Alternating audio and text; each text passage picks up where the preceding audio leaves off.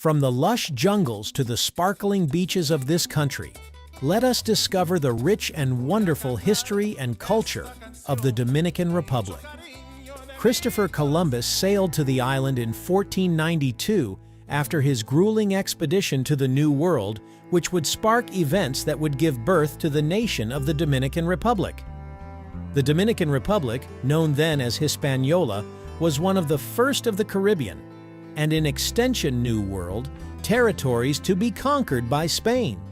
The Spanish Empire designated Santo Domingo, founded by Columbus and his settlers, as its capital, and the new territory became a home to slave trading that would bolster its economy. The island was rich with precious metals and flora that helped yield wealth for the empire. European diseases virtually wiped out the native population, namely the Carib and Taino peoples. Due to the harsh treatment of slaves and the diseases that decimated the native population, Hispaniola soon became a backwater territory of Spain for the next 3 centuries.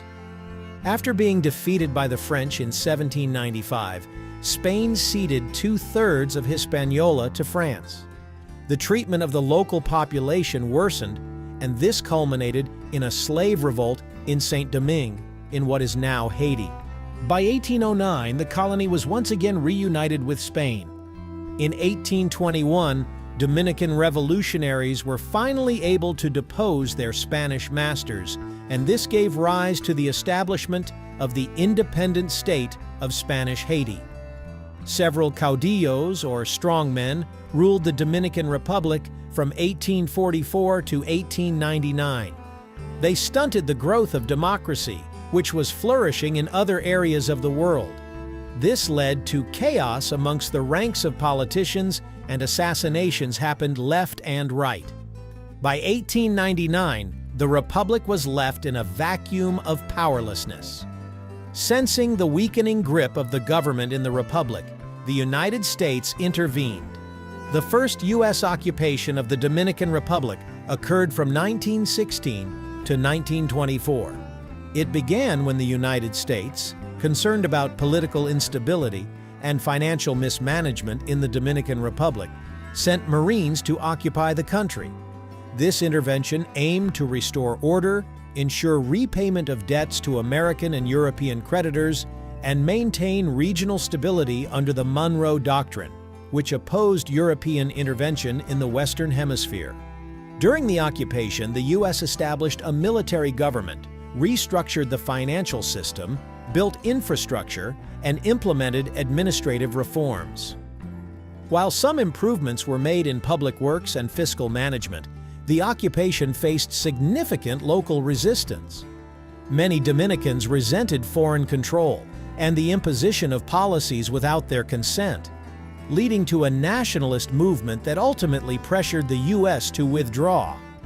The occupation ended in 1924, and the Dominican Republic regained sovereignty. However, the period left a lasting impact on Dominican-U.S. relations and contributed to the rise of nationalist sentiments within the country. The years following American occupation were gripped by dictatorships.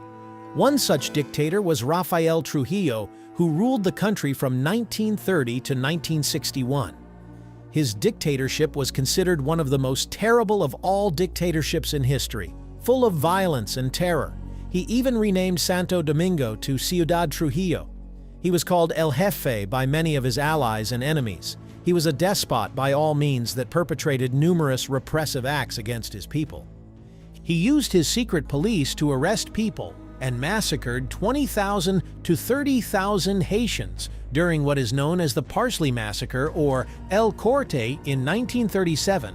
This brutal campaign targeted Haitian immigrants and Dominicans of Haitian descent living in the border regions between the Dominican Republic and Haiti. The name Parsley Massacre comes from reports that soldiers would use the pronunciation of the Spanish word for parsley, perejil, as a linguistic test to identify Haitians, who typically had difficulty pronouncing it correctly due to their Creole accent. The massacre was part of Trujillo's broader policy of racial and ethnic purification, aiming to reduce the Haitian population in the Dominican Republic and reinforce a nationalist identity. The event left a deep scar on Dominican-Haitian relations and remains a significant and tragic chapter in the history of both nations. Trujillo was assassinated on a rural road in 1961. The death of Trujillo left a power vacuum which would allow the United States to involve itself in the affairs of the Republic again. The United States never loosened its grip in the country and still managed to control most of the political power in the country, even going so far as to quelling a growing democratic revolution from 1965 to 1966. That is until Leonel Fernandez Reina finally won in 1996, leading the way towards ending the rule of the caudillos and giving way to an unparalleled growth of the Dominican economy. As it stands, the Dominican Republic is considered to be the richest nation in the Caribbean islands. The Dominican Republic is the 9th largest economy in Latin America, mostly due to its tourism industry. It has a GDP of $114 billion. Being a small island nation, agriculture is not one of the Republic's powerhouses when it comes to wealth. On the other hand, rich sources of precious metals and a significant workforce enable a strong industry to flourish, which includes sugar processing, gold mining, textiles, cement, tobacco, electrical components, and medical devices. The flag of the Dominican Republic is made of a white cross with a background of blue and red. The coat of arms is found smack dab in the middle of the flag. The coat of arms of the Dominican Republic has an English-type blazoned shield with arrows sticking out, a cross, the Bible. There are 3 primary colors: blue, red, and white. The red signifies the color of the freedom fighters who fought for the land. The blue represents the sky from where God protects the country, and the white represents God's protection itself. On top of the shield are the words Dios, Patria, Libertad, which translates to God, homeland, freedom. And below the shield are the words Dominican Republic. The blue stands for liberty, the white cross stands for salvation, and the red, as with most revolutionary countries, stands for the blood of those who have sacrificed their lives for their land. The Dominican Republic has a total land mass of 48,670 square kilometers. Its capital is Santo Domingo. The climate is, like many Caribbean countries, tropical maritime with little variation in seasons except that of rainfall. As an island nation, the Republic is made up of mountain ranges and fertile valleys. Did you know that within the Dominican Republic exist the highest and lowest points in the entire Caribbean? These are Pico Duarte and Lago Enriquillo, respectively. Pico Duarte stands at about 3,000 meters or 10,000 feet above sea level, while Lago Enriquillo is 46 meters or roughly 151 feet below sea level. Within these mountain ranges and valleys, lagoons and beautiful, lush rainforest can be found. The island is home to 6,000 species of flora and 7,000 species of fauna. Endemic fauna include the Hispaniolan woodpecker. The waters around the country are also home to many whale species. The country has a maximum temperature of 26 degrees Celsius or 79 degrees Fahrenheit and a minimum temperature of 23 degrees Celsius or 73 degrees Fahrenheit. The Dominican Republic has a population that numbers around 11 million. 70% of the population is mixed, 58% of which are European and native, colloquially known as mestizos, and 12% are mulattoes or black and native descent.